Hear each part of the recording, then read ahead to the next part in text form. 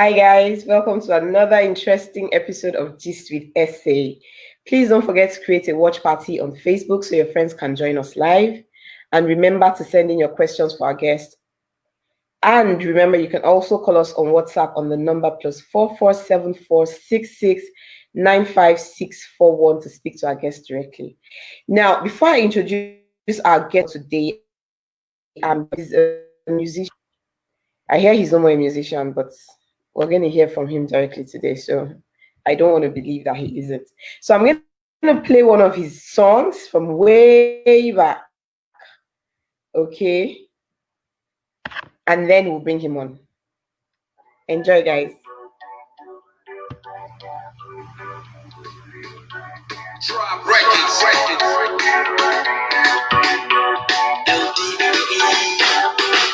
I'ma take y'all to the roots on this one. Nigerian, where you did? Come on. Oh girl, as I see you get waka, everybody they look your back up, and they want me to touch your every something. Last time when you take my number, you talk say you go holla, but you put me on a long thing.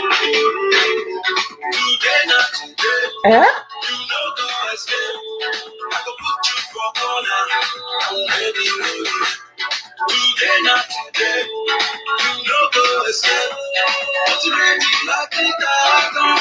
But before then, must see that kajo. Must see that kajo. Must see that kajo. That passion.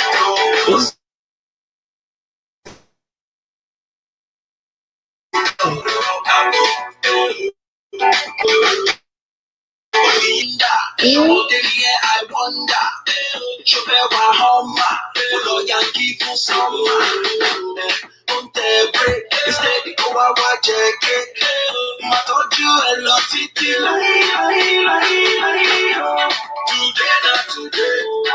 you know go escape. I don't want you for corner. I'm ready for you. Today, not today, you know go escape. But you ready like it down. But before they must sit down, Nakajo. Must sit down, Nakajo. Must sit down, Nakajo. Kapashero, must sit down, Kako. Must sit down, Kako. Must sit down, Kako. If now your wife make you hold on. If now your girlfriend hold on. If now somebody no talk am softly. If now your wife make you hold on. If now your girlfriend hold on. If you see somebody with another man, don't tell them say, I will see that. I will see that.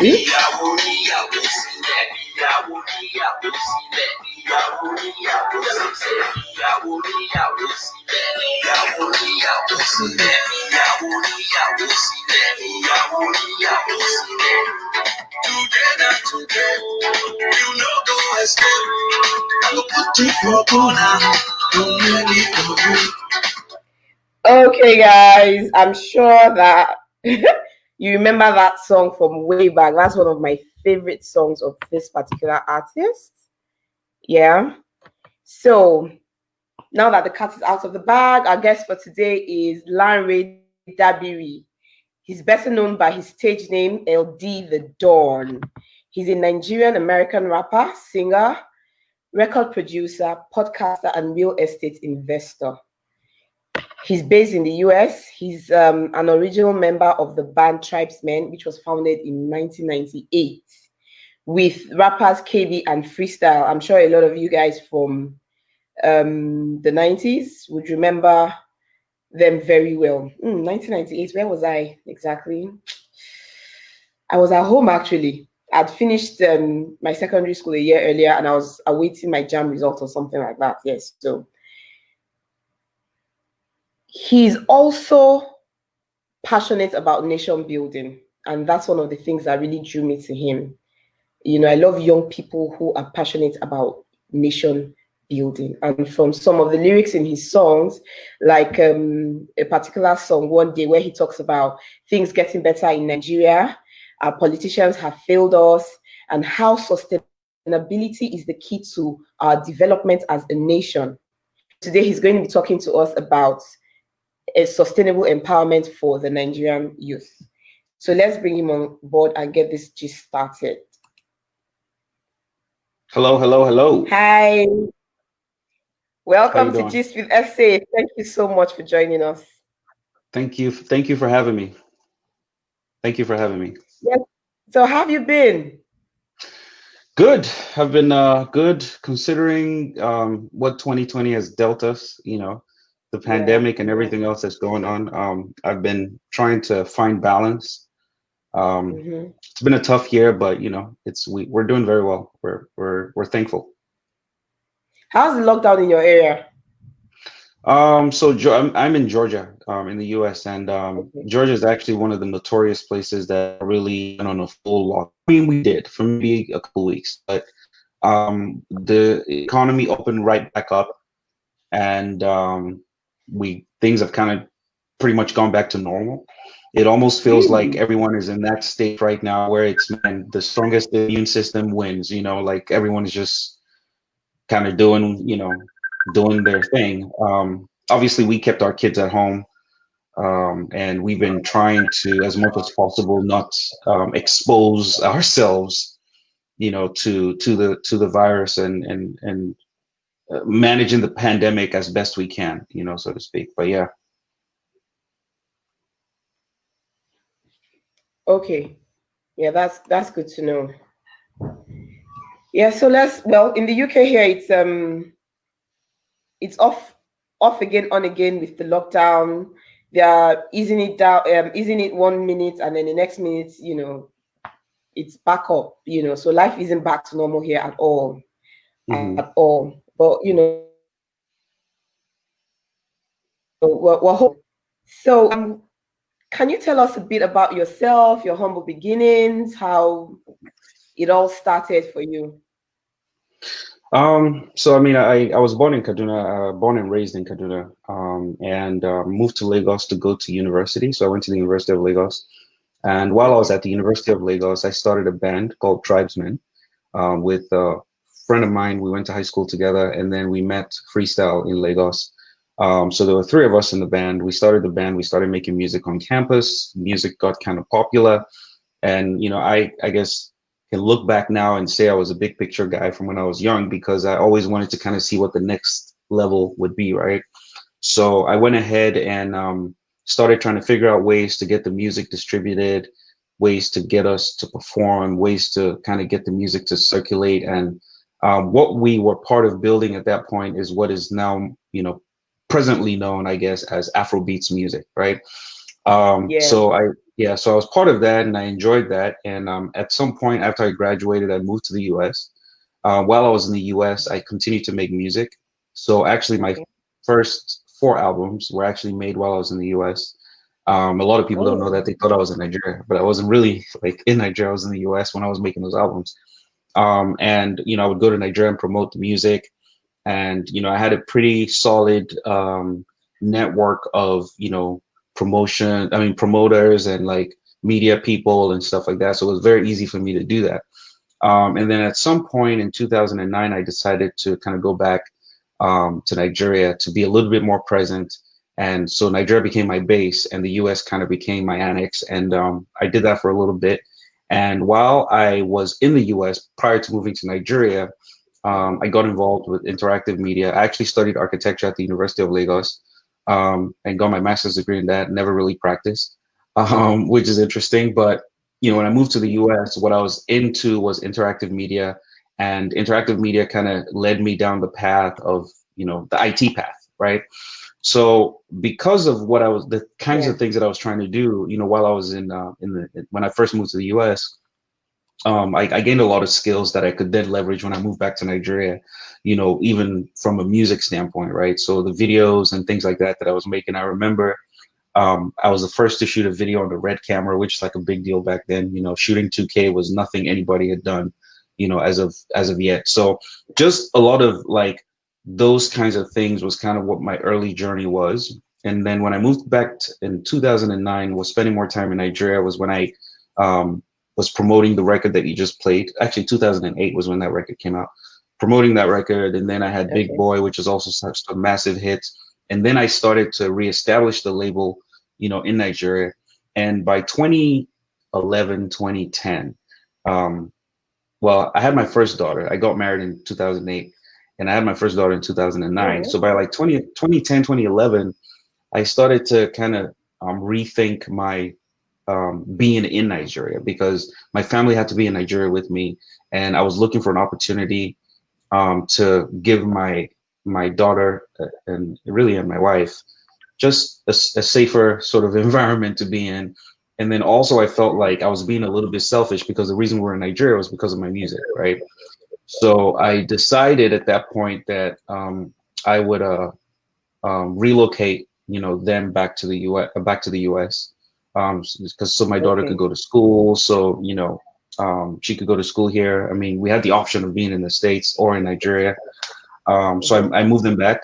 And then shortly after that, I decided myself that I was just going to pack everything up. So the label that I just started with the new artist that I just signed, I just decided, it wasn't really working out, and it wasn't aligning with my goals anymore, like my personal goals. So I decided to move back to the US. So when I moved back to the US, I went back to interactive media, back to IT. And from there, I found myself, my wife did real estate while she was in Nigeria. So when she moved back to the US, that was kind of the natural thing that she did. So then I found myself on the real estate side. So that's how I became sort of a real estate investor. And right now what we're doing is we're building like a pretty significant portfolio of like rental properties, multifamily properties, in Atlanta. So, yep. That's the long but short version of the whole story. Yeah. Okay, yeah. So why didn't Tribesmen Records work out? I think it was just about us having different visions about what we wanted. For me, like I said, I always saw myself as like a big picture kind of guy. Like I was not thinking about just Tribesmen. I was thinking more about like the music, the movement, the genre, do you get what I'm saying, that we were trying to create, because everything was like kind of brand new at the time.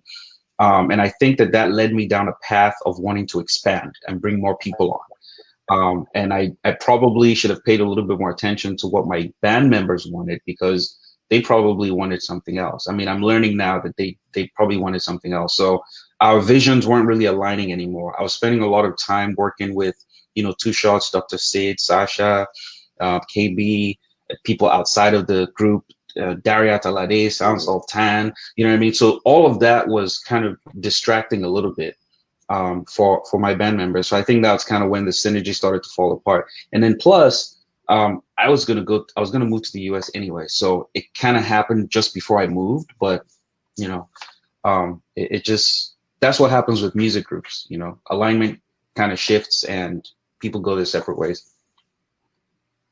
Yeah, but you guys went your separate ways before you eventually moved to the US, because you had started doing your own music, right? No. The first time I started making my music, song. No, it was the first time I actually started making my music was after I had already left. I started making my music when I first moved to the US. Was when I started making my own music. Yeah. So we were still together. I mean, up until 2003. I mean, the group started falling apart really in 2002. And in 2003 was when we did we had an independence show in England, Intro Jam. I think it was Tribesmen and Tony Tatula in London. That was kind of the defining moments. That was like literally when Tribesmen finally like just split. We had been having trouble for about a year before that, but yeah, 2003 was when it ended. Yeah. Yeah, but you said you moved back to the US in 2008, right? No. Back to Nigeria. So I moved to the US in 2002. Okay, so it was back and forth, really. I did a lot of back and forth. So when I by moving back to Nigeria, what I mean by that is I started spending more time in Nigeria, because what I did between 2002 and 2008 was I spent the majority of my time in the US. But then from 2008 to 2011, I spent the majority of my time in Nigeria. So that's what I mean. Mm-hmm. Okay, so between 2008, because you seem to be doing pretty well. I mean, you were amongst the top, artists that we had in Nigeria back then. So what happened really that made you drop it all and relocate to the US? My family. I mean, I needed to spend more time with my family. I'd been in music for about 10 years at the time. And then also, I think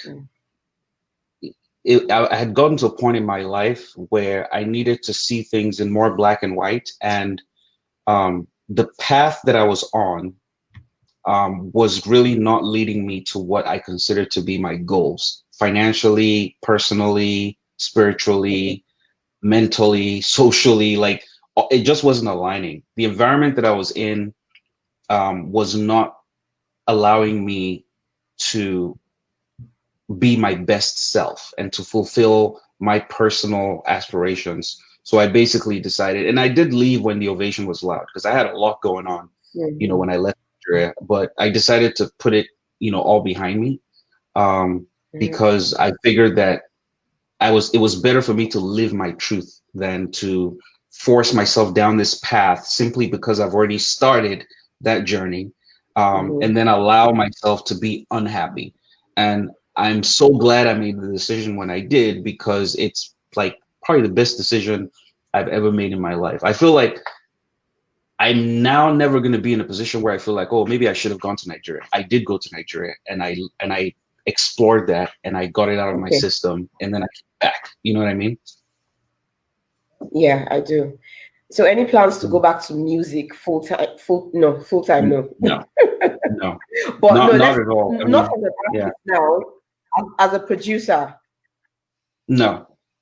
The thing about music No. that most people don't realize, is that it takes a lot of time, and time is the one thing that I don't have to give anymore right now. It takes time to create. It takes time to promote. It takes time to tour. I mean, for example, the first year of my first daughter's life, I was in it for like 2 or 3 months max because I was on the road. That's not the kind of father I want to be. I need to be present, right? So that's one. These are things that will have long lasting effects after the music. I want to have a relationship with my children. So if I don't put myself in a position where I can do those kinds of things, then I regret it later. Yes, I satisfy the fans for a few more years, but then this is my family, right? This is my wife, this is my daughter, and I had my second daughter, which now even made it more complicated, because I remember when my second daughter was born, I actually had a tour in Dubai, and I literally had to, my wife and I had to schedule the birth just so that I could travel to go to Dubai. Those are sacrifices that I just wasn't willing to make anymore. I had a show on the 15th in Dubai. I needed to be in Dubai on the 15th, so we had to schedule the birth for the 13th. I mean, she was already kind of full term, but we didn't let it take its natural course. Do you get what I'm trying to say? And that kind of stuff, those sacrifices, and I don't want to make those kind of sacrifices anymore. Wow. Okay, so take me through the reason why you're passionate about nation building. What is it? I mean, you're out of the system that isn't working, okay? That can't provide basic amenities for its citizens and all of that. So why does it still mean so much to you? It means a lot to me because I mean, this is where I grew up. I have family in Nigeria. I have friends in Nigeria. This is really where I'm from, right? And to see a system that works gives you a different perspective, and it helps you recognize. They say if what you don't know won't really impact you, right? But now that you know that it is possible for the system to actually work, and then also being born in the late 70s and actually having seen Nigeria worked a little bit in the 80s, right? To see what Nigeria was kind of becoming is very tough to deal with, right? And it's one of those things where I'm looking at it, I'm seeing the decay, and I'm thinking to myself, if I am this young and I can see these issues, there has to be people out there who can see these issues as well, especially the people in government. But I guess we're wrong because we've continued on a decline. Like nobody can boldly say that Nigeria has made really any progress from where we were in the 80s. We really haven't. We've been in a decline since then, and it just keeps getting worse and worse and worse and worse. So yes, I don't live in Nigeria. but I do, it's my country. Like I do feel a certain and I don't want to Yeah. call it patriotism, just I feel something for the country and the people in the country, and I know that it can be better. So and that's the reason I it sounds like I'm always super passionate when we talk about Nigeria, because I know it can be better. I've seen a better Nigeria than the Nigeria that I see today. Yeah, but Nigeria is a part of you no matter where you go. That's right. That's Yeah. right. I mean, it's crazy. I feel I've lived half of my life in the US now and half of my life in Nigeria. So really, when I call myself a Nigerian American, that's really who I am, is because half and half, right? But then there's a part of me, just because Nigeria is where I grew up, that has that strong feelings towards Nigeria. The US has done way more for me than Nigeria has done ever, right? So I definitely owe a lot of my success and my ability to do things and to express myself, even to the fact that I'm now American. Do you get what I'm saying? But my loyalty to Nigeria is not something that is going to go away, just because I'm now comfortable. You know what I mean? Yeah, I do. Yeah. Okay, so let's talk about some recent events in Nigeria. When this whole NSAS thing started, it's funny because this 2020 is not the first time that people had started protesting about NSAS or protesting at all in general in Nigeria. Right. But this year was different. Okay, so it was different, and I'm getting. What I want to ask you is about how the whole thing was conducted. What's your opinion on how the youth went about it? It was peaceful, but it was a different kind of protest. We've never seen anything like it. So I mean, we haven't seen anything. Yeah, having music and food and everything.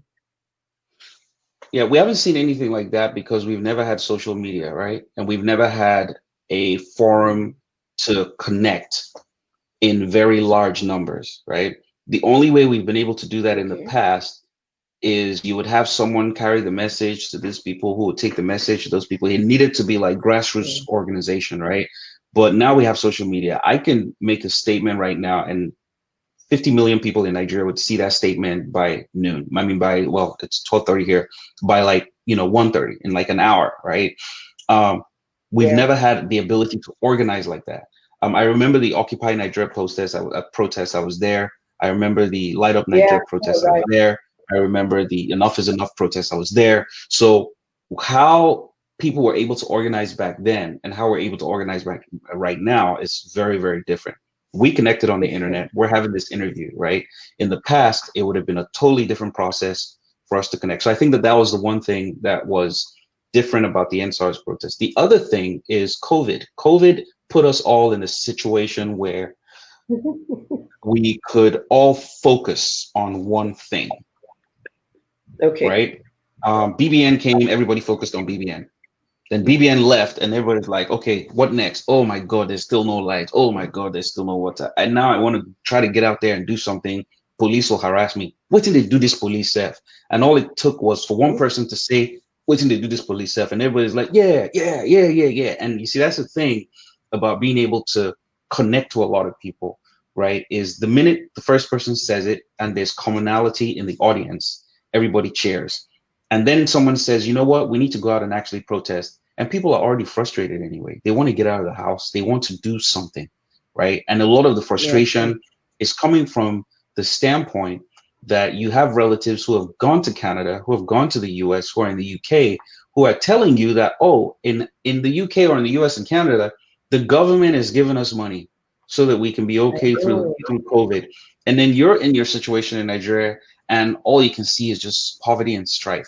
So everyone feeling that same pain at the same time, that collective energy is what we saw. And that's the reason why it also didn't have a head, because it was not an emotion that was being driven by an individual or a group. It was an emotion that everybody shared. You know what I mean? Yeah. Okay, so what do you think could have been done differently on the part of the government and the youth? Because unfortunately, it did not end up the way people expected it to. You know, they changed the name. Well, yeah. And they tried to deceive the people first by saying, okay, we're going to scrap SARS. and then they brought in SWAT, and then people are like, okay, we're not being fooled again this time. We know it's the same set of people, it's the same, people that you're bringing. You're just branding, changing the name and changing the uniforms and all that. So they That's right. continued. You get. Unfortunately, what happened at the Lekki toll gate turned everything around. It changed everything completely. And regardless of what the government is saying right now, we all know what the truth is. Okay? That's right. So what do you That's think right. that could have been done differently? You remember that, what's his name? Governor Sanwo-Olu actually made an announcement that there was going to be a curfew starting at 4, extended it till 9. You get, but people still didn't leave. So what do you think could have been done differently on the part of the protesters and then on the part of the government? I'm not asking for people to not be law abiding, but not respecting the curfew is not a reason to then kill them. So I would say that on the part of the protesters, and I know that there are people who basically announced, or I've heard after the fact that people announced on the stage, hey, there's a curfew, blah, blah, blah, blah. They want us to go home, this and that and the other. But the reality is there's some people who didn't have a home to go to, right? And the protest grounds had become a place for them to feel acknowledged, to feel heard, to feel represented, right? And so they decided to stay. I can't blame anyone for deciding to stay. As a matter of fact, I don't think that we should be looking in retrospect and saying, oh, why did people stay? After all, the government gave an order, so to speak. What happened next is what we need to be talking about, which is that a government does not care enough for its people. Some people also encourage. Sorry. No, go ahead. Okay, before you continue, I was just going to say, because you said and people, you realize that there are some people, some celebrities who actually ask people to stay as long as they were waving their flags. That nothing could happen to them if they were waving their flags and they were singing the national anthem. That could have been misleading. So if someone wanted to go, for example, and then you're telling the person, just wave your flag, and the person is not even in a hurry to go to a house where there's no lights anyway, he would stay back. So when people are protesting, right, what they're expressing is grievance. They're expressing grievance, and they're basically saying to the government, we don't like what you're doing. When a government then gives an order to such a group, their expectation should not be that everyone is going to comply. You should know in any country, when there is a protest, you can't say, oh, at 5 o'clock, everybody go home. It's a protest. People will stay. That's the nature of protests. People are protesting. They're not there just talking to you. They're protesting. They're saying, you will listen to me whether you like it or not. That's what a protest is, right? So to then say, oh, everybody go home. And if you don't go home by so-and-so time, I'm going to unleash terror on you. That's tyranny. That's exactly what the protest was about, is you are not listening to the people and you're not compassionate. You don't understand what the people are going through. If you're a government official and people are out in the streets protesting, and then you set a deadline, your expectation should be, if you're responsible and you have any sense, that some people will stay behind. And your response to people staying behind should be dialogue, not bullets. Dialogue is how you get people to leave the protest venue. But they decided that they were going to unleash the military on innocent, unarmed civilians. That is the most irresponsible response. It's almost like you imagine yourself as a teenager. You're 15. You want to go for a party at night. Your dad says, go to the party, but be back home at 7. The party just starts at 6:30. There's no way this kid is going to be back home at 7. You know that. So then the kid shows up at 8:30, and your response is to pull a gun. Why? Why would you do that? It's irresponsible. So you can't blame the protesters for staying at the protest ground. The truth of the matter is, if they even had enough time to actually get that message across to everyone, it's completely different. They didn't have enough time. You can't set a protest at 4 p.m. on the day of and say, "Oh, everybody get." That's not how it works. Those are the ways of. I would say 24 hours at least. 24 hours is not even enough.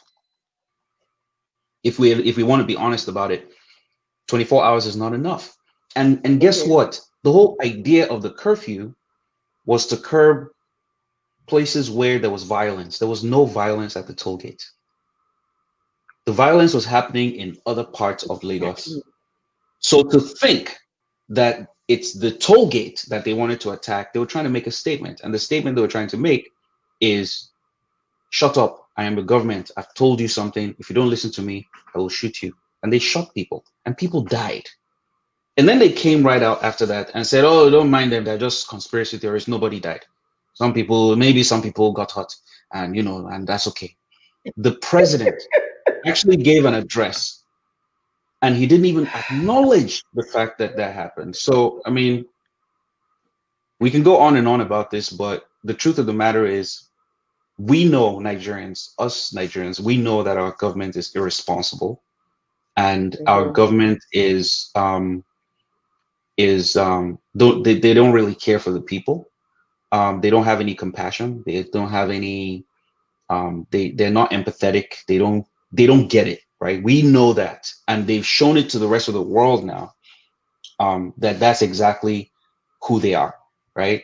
And to have people like Lai Mohammed and other really idiots come out and make the kinds of statements that they're making today is embarrassing, is sad, is disgusting, it's frustrating. It shows you the kind of people who are running the country, and then it explains why things are the way they are. Why everything is on its head. So yeah. Okay, do you believe there are people in government who actually have a good heart, but they are frustrated?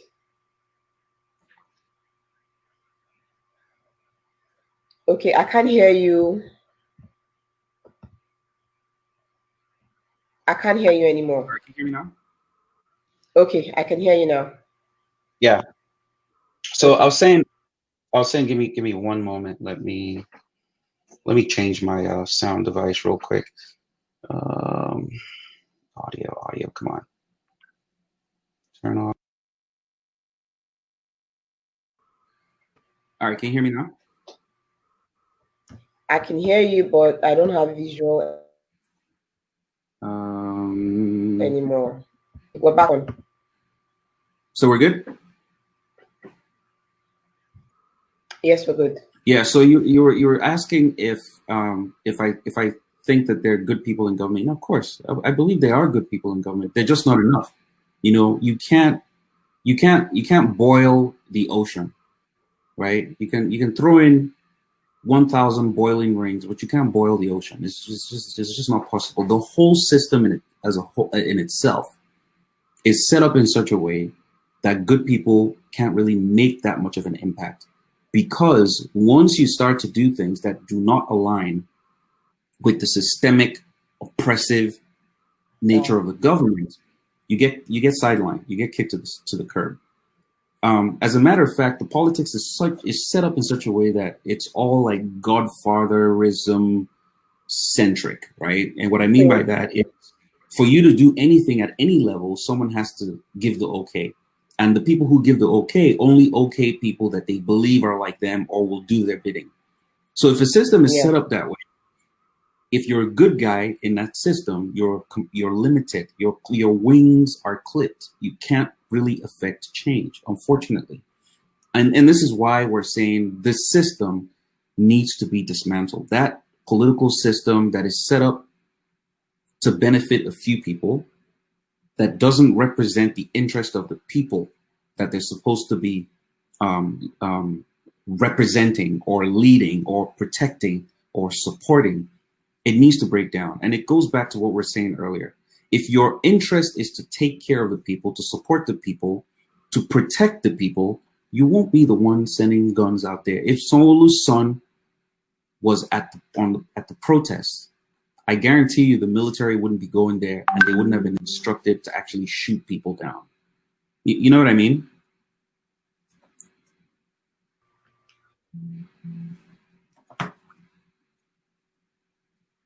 Did I lose you?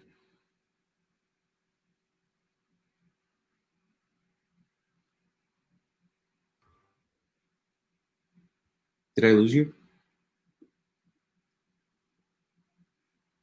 Esse.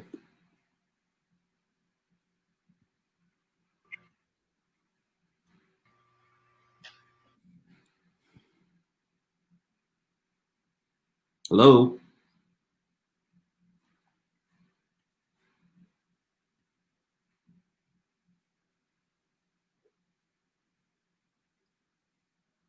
I think I lost you.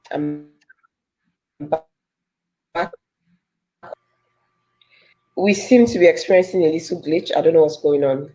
Mm-hmm. But can you hear me, LD? Yeah, I can hear you. I can hear you. And did you hear? Okay, so did you hear what I think? Hopefully, you heard what I said. Yeah.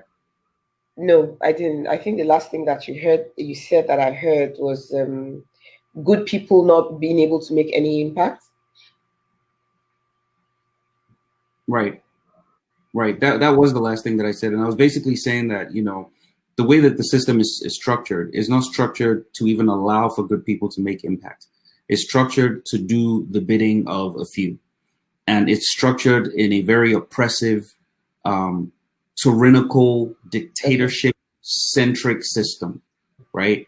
That needs really to be broken down. It has to be broken down if we want to see any kind of progress.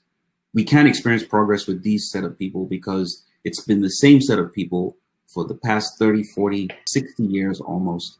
And over and over and over and over again, they've proven that they're just not capable of protecting the people, of doing things that would benefit the people, not just a few.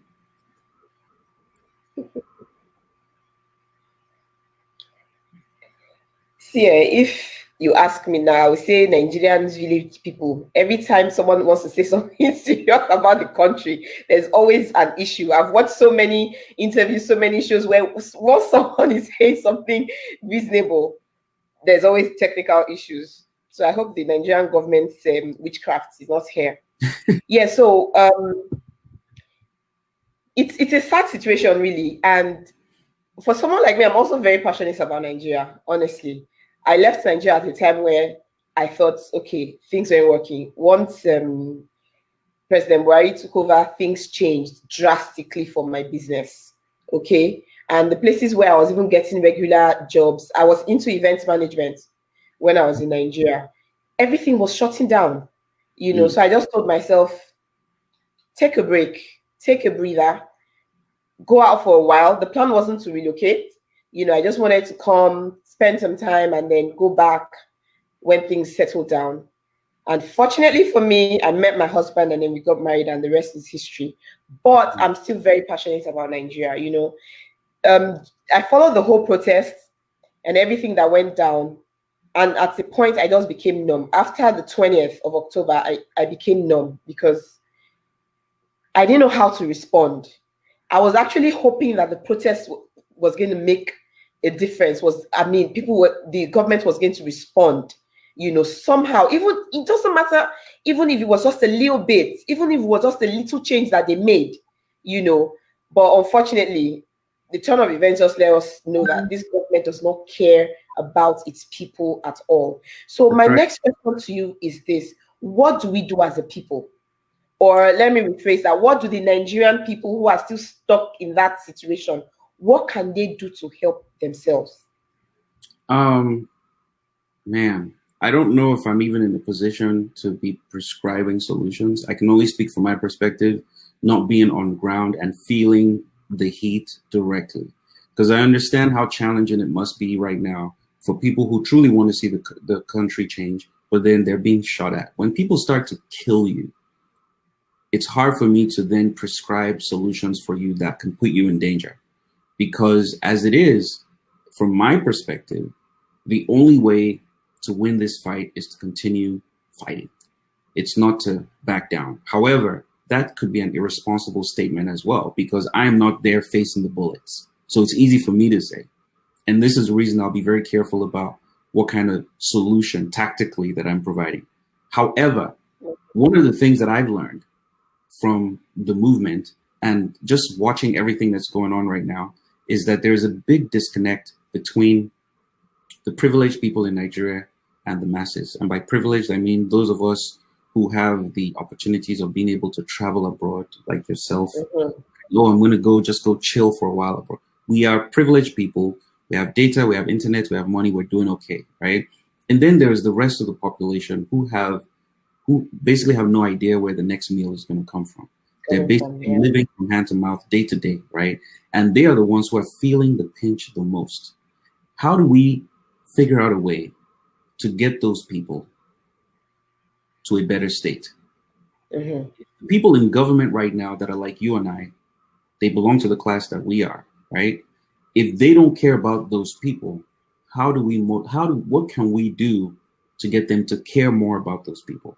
How can we get the people also to realize that it's not everyone that wants you to be in the current state that you're in. Some of us actually want a better life for you. And how do we get those people to recognize that 1,000 naira or 500 naira they're selling their votes for when they go to the polls is something that they need to be more conscious of? So if you're asking me what I think the solution is, we need to connect to the grassroots. We need to re-educate and reorient our people. And there's so many ways we can do it. Now that we have these forums to have these discussions, I think we need to dedicate some more of these topics to helping people really understand what is going on. Here is the direct link between bad governance and your situation. If we can establish those things and really help people connect, and I'm saying not talking at people, but talking to people in a language they actually understand, right? We can connect to people and help them see that this is how you hold your leaders accountable.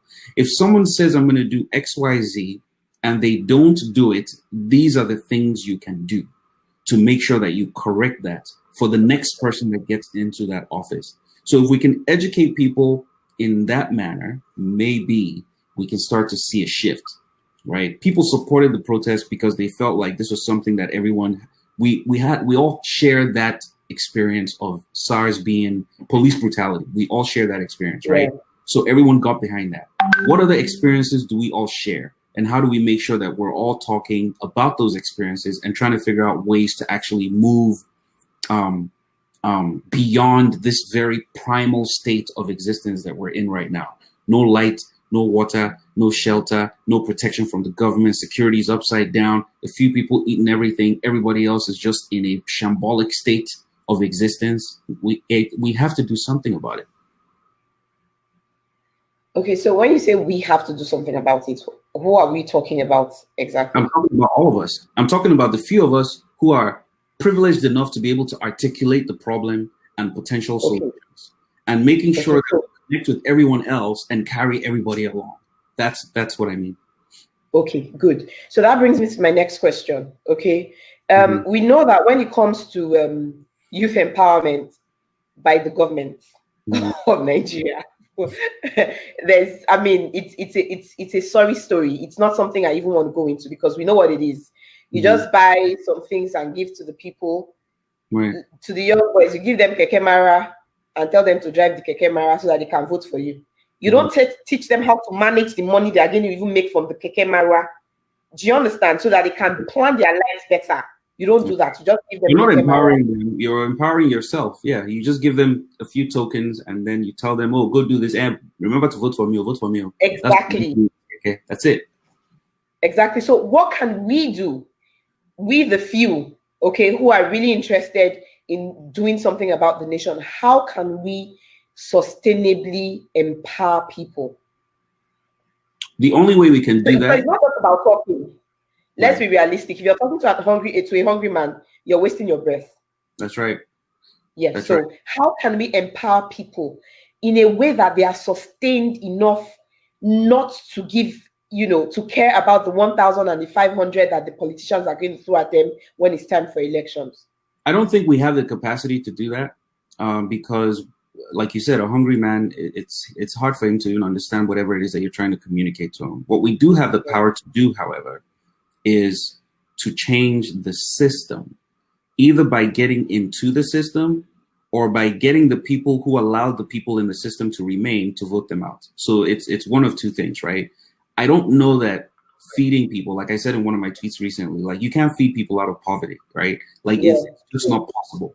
It's not sustainable. You can't compete with someone who doesn't work for the money, who just has their hands on the tap of natural resources and is using that to further impoverish people and is using that to buy his way into winning his seat, you know, over and over and over again. You can't compete with a guy like that. What you can do, however, is you can get the people he's giving the money to understand that they can take his money and still not vote for him.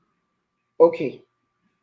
So we need campaigns to educate our masses. We need to reconnect to the masses. We need to help them understand the direct relationship, the connection between the guy who sets up a toll gate that was built with concession money that has been paid off for Lord knows how long now and insists on collecting that money from you. This is your problem. And this is why you need to not deal with this any longer. Those are the kinds of things that we honestly really need to start doing. As the few of us that have, you have a media platform. I have a platform as well through social media where I can start talking to people. Why are we having this discussion, right? We need to talk to people more. We need to connect with people more. Those people who work for us, and I keep saying us, we, because I'm talking about privileged Nigerians who even have internet to be watching this conversation right now. Right? We need to connect to our people. You are your brother's keeper. The person that works as your driver, your nanny, your help, your staff. You need to engage them and help them really understand what is at stake here. Because I think there's something that all of us are missing, and it's that we are actually at risk. We, again, the privileged, in a system where we appear to be the enemy. We are the representatives of the government in our community, because we're the ones they look up to. That rich man, we get this house, where they pay me 20,000 naira per month or whatever. You represent everything that is wrong with the system as far as they're concerned. You see what I'm trying to say? So that connection is important as the first step. And education and orientation and the mindset shift is the next step. Wow, this has been great. This is what it is, yeah? Sorry, I didn't get the last part. No, I said I know that sounds a little bit vague, like it's not like super detailed, but it is kind of a step, and there's so many different ways that we can do it. Yeah, I don't think that it is. I don't think that it's that difficult. It's easier for you to reach one person, two people, than it is for you to reach a whole community. So you have to start from where you are. I agree completely with what you said. You start with your driver. You start, even for those of us here, you've got people back home in Nigeria. So, for example, I've got a mom who's got a house help. There's a driver. You understand what I'm saying? So there are people we know that are going through the hell that's happening in Nigeria right now, that look up to us. That's right. Right? Yeah. So we can start with them, and then if you're able to convince one person, who's able to convince another person, that's how it goes. That's right.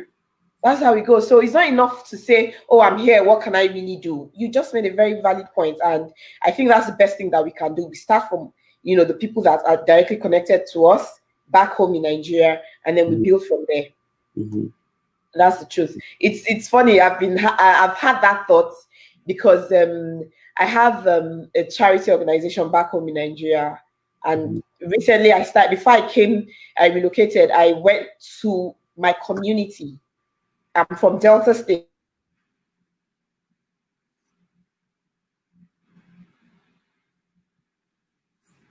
I've lost you.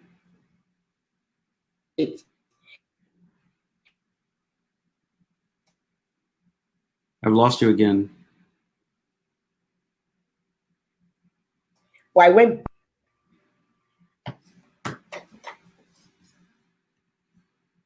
Can you see? I Okay, I can't hear you. just wait for. Can you hear me? Yeah, I can hear you now. I can hear you now. Yeah. So basically, the bottom line is where you are with who you know, who you've got direct influence over, Right. and I'm sure that we can affect change. We can do something. That's right. So that answers the question. I was going to ask you about what the people in diaspora can do. That has answered it. Now let's talk about there've been situations in the past where they directly monitor the people that they give money to. Have you heard that? In the last election, I saw so many gory videos of people who were attacked because they didn't vote for the parties that they gave them money to vote for. Mhm. Okay, so that fear is also obviously something that people are We going can't see who people vote for. We can educate people about that. You can't see who they voted for because it's a thumbprint that is done not in front of anyone. It's done kind of by yourself, and then you put it in the box. It's not a thing where someone you can tell them, "Oh yeah, I voted for you." That's what I did. I voted for you. I've taken your money. I voted for you, but you vote for whoever it is that you know is actually going to fix your situation. I disagree with you. In villages, yeah, you Mhm. had people standing over the voters to say this is where you should put your thumbprints. Wow. Yes, I know Wow. that for a fact. Standing over you to say no, not APC, PDP, or not PDP. Do you get what I mean? Right. That There are is crazy. situations like that. That is Yeah, crazy. so it's something that but we're going to start, what we can, where we are, Mhm. and see how that goes. Yes, Mhm. I'm going to talk a little about, let's digress a little because this Nigerian thing is not but I love your point, and I'm going to make sure that I get people like myself who are interested to start Mhm. doing things like that, speaking to people. Mhm. 2023 is still, well, it's still a long time, but it's not a long time. If we get started now, we can reach out to a lot of people, and Okay. hopefully we'll see something different in the elections in 2023. Do you think that the youth should have a party? I don't think the youth should have a party. I think we need a collective that has the interest of the country at heart that the youth can hold accountable. What we need Okay. is a group of people that the youth can hold accountable. So Okay. essentially, what I mean by that is, hey, Miss Esse, we're going to vote for you, but here are the reasons we're going to vote for you, and here's what's going to happen if you don't do what you promise. I Because agree. I think that's one of the challenges. Is just we need to just hold people accountable. If someone is going to go in, we first of all, I believe I'm a strong believer in getting rid of draining the swamp. They call it in the U.S. Getting rid of the current crop because they're mostly tainted. Right? Mhm. There are people who are coming in. We're saying, hey, bro, as you're going in, what's your mandate? Oh, I'm going to do X, Y, Z, and we track it monthly. I mean, weekly, monthly, quarterly. And the minute you begin to fall short, we recall you. It is possible. It is in our constitution. You can get rid of the people in the elected officials can be removed by the people that Mm. voted them in. People are not aware of that as even a possibility. It is something that can happen. We will vote the same way we voted you in. We will vote you back out while you're in office and replace you with other people. I think Okay. once people start feeling like they are being watched or they can be held accountable, that's when they actually start to perform. That's how it works everywhere else in the world, which is the reason why, as a Yeah. politician, you have to be mindful. You can't come out and say stupid things like nobody died when there's video evidence. You know what I mean? Yeah. True. Yeah. Yeah. Okay. So let's talk about your real estate business. Tell us about that. Why should I go into real estate? I mean, and I got to drop in like a minute or two, but real estate is the one thing that I've understood, um, in the last, I don't know, half a decade to be this one of the strongest ways to build wealth. And the reason for that is that value in real estate just always goes up.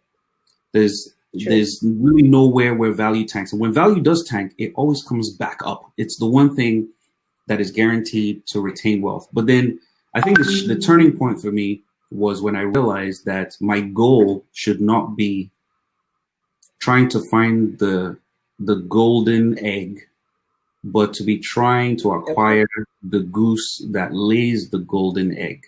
So what I need to be trying to do is not look for things that will bring me money. I'm sorry, not look for money, but look for things that will bring me money. So if I can acquire things that will bring me hands-free money, then I don't need to be chasing money, because at some point I will acquire enough of those things to where I don't have to do anything. So that's really where my love for real estate sort of came. And that's kind of been the motivator. So I'm not in real estate flipping houses or anything like that. No, I'm acquiring and acquiring and acquiring, because I'm pretty confident that this is the one way that I can guarantee that my wealth continues to grow, pretty much.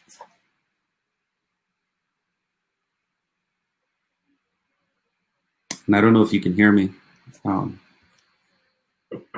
but I lost you there for a second. Okay, we're back, hopefully. Oh dear. Okay, I lost him for a minute. I hope he's just going to join us back for the last question.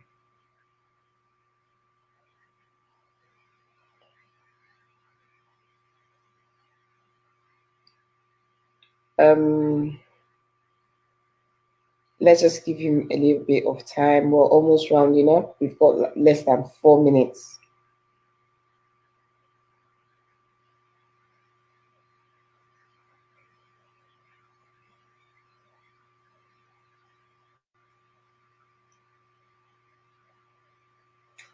Ooh. The network has made it really difficult for us to get through all the questions that we wanted to ask today, but let's see. I've got 2 more minutes.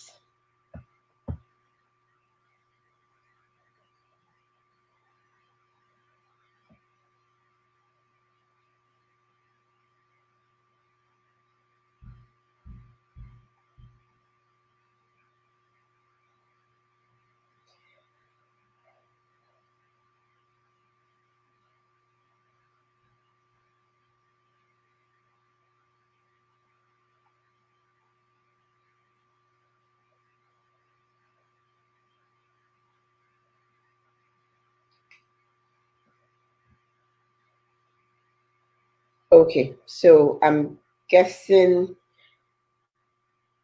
the network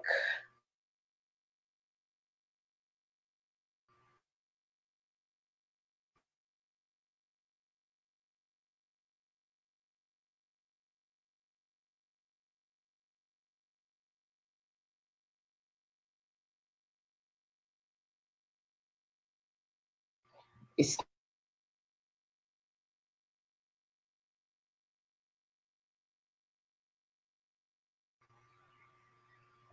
yeah, so unfortunately I couldn't take the last question, so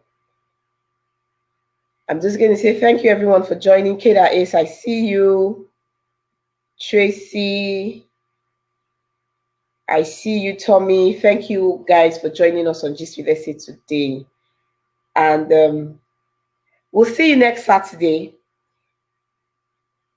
Remember to always keep it positive. Keep it.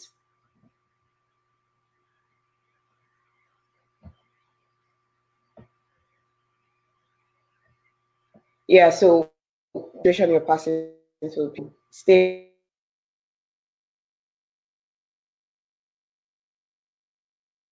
happy.